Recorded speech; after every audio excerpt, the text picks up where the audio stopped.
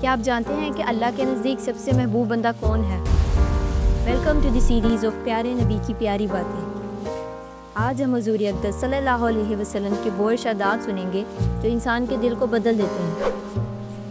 حضور صلی اللہ علیہ وسلم کا فرمان ہے، خدا محنت مزدوری کرنے والے کو اپنا دوست رکھتا ہے۔ دوسروں کی بھلائی چاہنے والا اور ہمدرد شخص اللہ کو سب سے زیادہ محبوب ہے۔ وہ شخص جس نے کبھی دوسروں کی چغل خوری نہ کی ہو۔ جس شخص میں یہ 3 صفتیں ہوں گی، اللہ اسے اپنے دامن رحمت میں جگہ دے گا اور جنت میں داخل کرے گا۔ خدا کی نعمتوں پر شکر ادا کرنے والا، جسے یہ طاقت حاصل ہو کہ بدلہ لے سکے مگر معاف کر دے، جو غصے کی حالت میں ضبط سے کام لے۔ جو شخص یہ چاہتا ہے کہ اللہ اور اس کے رسول صلی اللہ علیہ وسلم کا پیارا بنے، تو اسے چاہیے امانت میں خیانت نہ کرے، سچی بات کہے اور ہمسائے سے اچھا سلوک کرے۔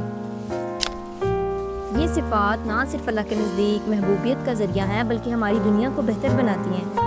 اگر آپ بھی بہتر بننا چاہتے ہیں اور اللہ کا محبوب بننا چاہتے ہیں تو اس ویڈیو کو شیئر کریں اور ہماری سیریز کے لیے فیصلے کی بات کو سبسکرائب کرنا مت بھولیں۔